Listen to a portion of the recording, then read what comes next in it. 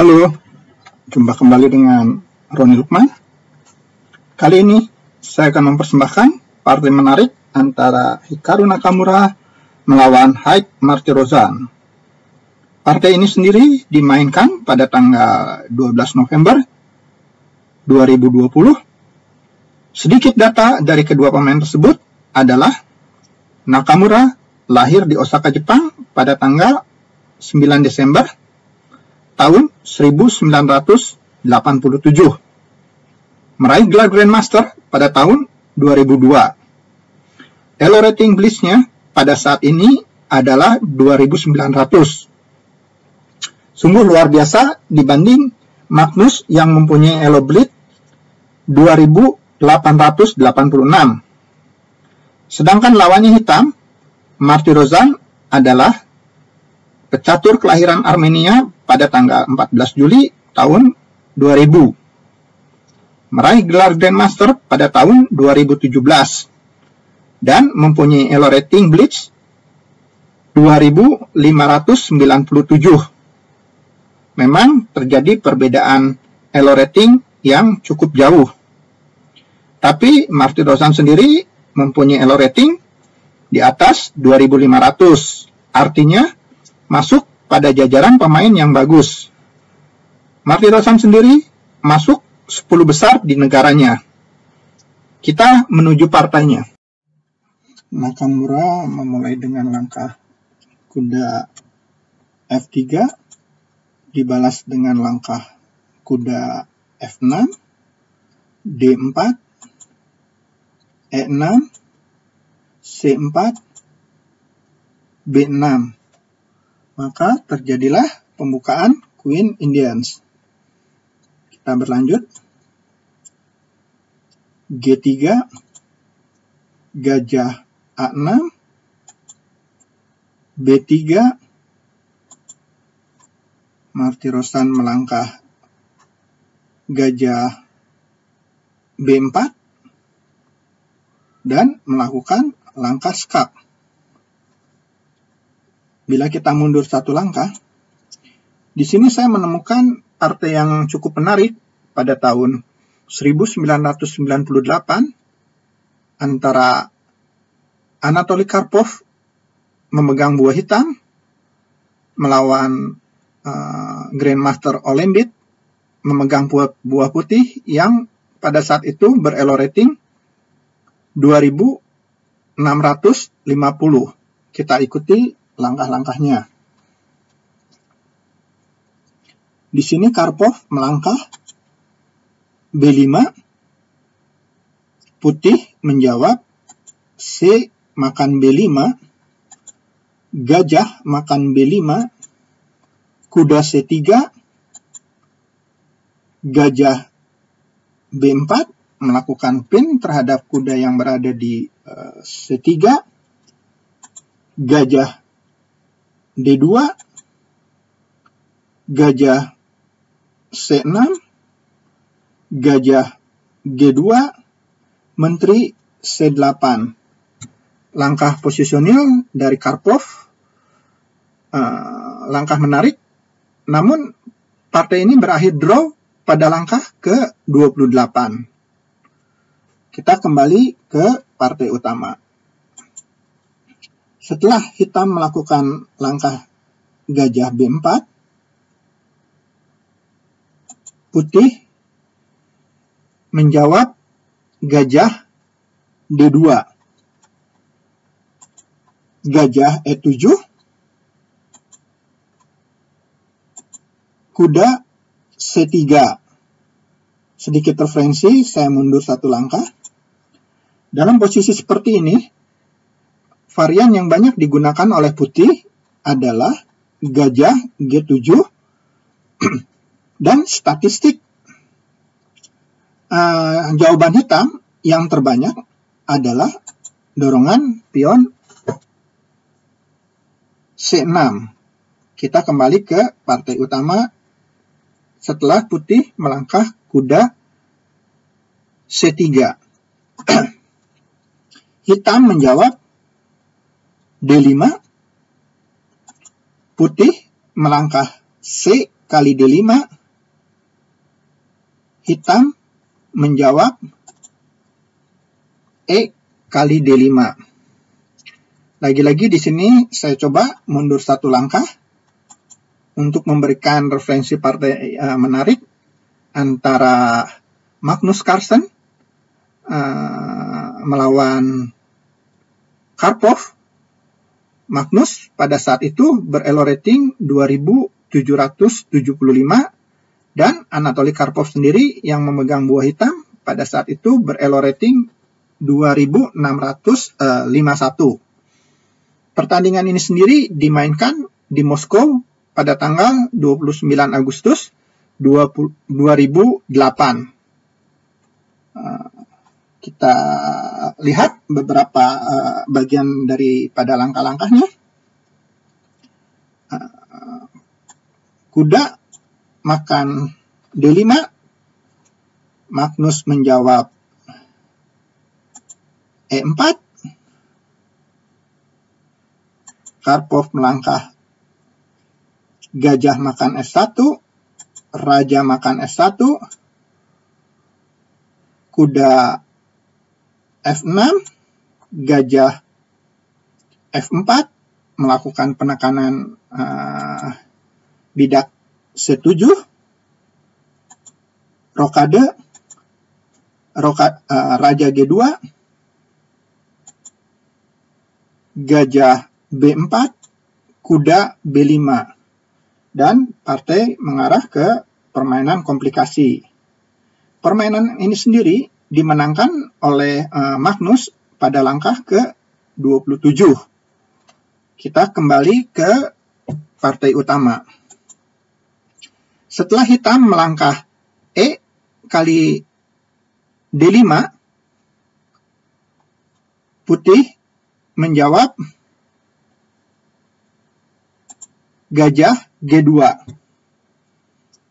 Hitam rokade, putih rokade juga, benteng E8, benteng C1, kuda B ke D7. Dan putih pada posisi ini melangkah kuda E5, langkah bagus, dan kuda ini akan menjadi pengganggu hingga akhir pertandingan. Kekuatan kuda di E5 adalah mencoba untuk mengambil gajah hitam dengan kuda C6, lalu gajah hitam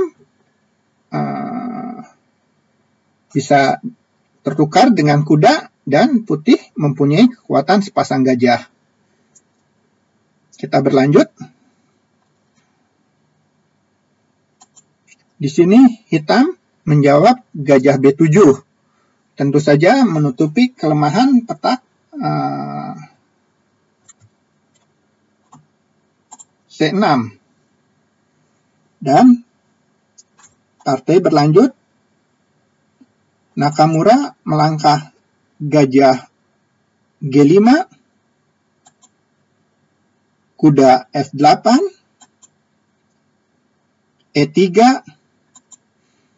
kuda E6, gajah makan F6, gajah makan F6, B4. Langkah bagus untuk masuk menuju petak B5 dan melakukan penekanan terhadap petak C6 maupun dorongan pion C5. Berlanjut, hitam C6 tentu saja mencegah tekanan terhadap petak C6. Menteri B3, Menteri D6, F4. Dan di sini hitam mulai merasa bahwa posisi kuda di E5 cukup mengganggu posisinya. Partai berlanjut, kuda C7, benteng C2, gajah E7, A6,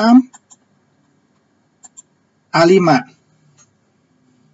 Nah, kita akan mencoba menganalisa, kita mundur satu langkah di sini. Jika dalam posisi ini, hitam mencoba mengusir kuda yang berada di petak E5, kita akan melihat seperti apa lanjutannya. F6, maka putih mempunyai langkah bagus dengan kuda makan D5.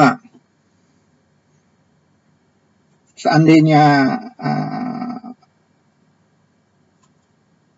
C makan D5, putih mempunyai jawaban dengan langkah benteng makan C7. Tentu saja dalam posisi ini putih mendapat keunggulan. Atau jika kuda mengambil D5, maka putih mempunyai langkah jawaban yang bagus juga dengan langkah kuda makan C6, gajah makan C6, dan boom, benteng makan C6. Tentu saja di sini posisi putih sangat memuaskan. Kita kembali ke posisi partai. Di sini hitam memilih varian dorongan pion A5. Partai berlanjut, B makan A5, B5,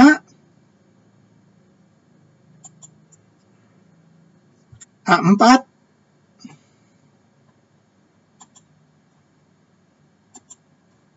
benteng makan A5, benteng F ke C1, mencoba menguasai baris C. Partai berlanjut, menteri A3. Jadi harus diingat bahwa ketika kita dalam posisi tertekan, salah satu alternatif untuk mengimbangi adalah menukar perwira sebanyak-banyaknya. Dan sebaliknya, ketika posisi kita sedang dalam keadaan unggul dan materi masih berimbang, tentu saja kita akan menghindari terjadinya penukaran. Di sini Nakamura melangkah menteri B1. Tentu saja Nakamura tidak bermaksud untuk menukarkan menterinya. Hitam menjawab menteri D6. Kita mundur satu langkah. Seandainya di sini hitam melangkah B4, maka ini adalah langkah blunder. Karena putih mempunyai jawaban benteng A2. Nah, kita kembali menuju partai utama. Setelah menteri kembali ke D6, putih melangkah A makan B5, C makan B5, dan di sini terlihat garis C sudah menjadi terbuka. Di sini Nakamura melakukan pengorbanan taktis hanya untuk mengambil keuntungan posisional. Kuda E4, D kali E4, benteng kali C7, sehingga menguasai baris 7. gajah A8, gajah makan E4, gajah makan E4, menteri makan E4. Dan di sini Nakamura sudah mendapat keuntungan 1 pion. Kita berlanjut. Benteng A1, benteng makan A1, menteri makan C7. Nah, disinilah kita terapkan kembali pemahaman bahwa ketika kita sudah unggul secara materi, kita bisa melakukan hal yang sebaliknya, kita melakukan langkah penukaran. Di sini Nakamura melangkah menteri C6, tentu saja bermaksud untuk menukar menteri, karena dalam posisi ini putih sudah mendapat keunggulan materi. Dan partai berlangsung menteri B8. Lagi-lagi di sini Nakamura melakukan langkah bagus, yaitu menteri D5 mengancam F7. Benteng F8, kuda makan F7, langkah penghancur. Tentu saja jika benteng makan F7,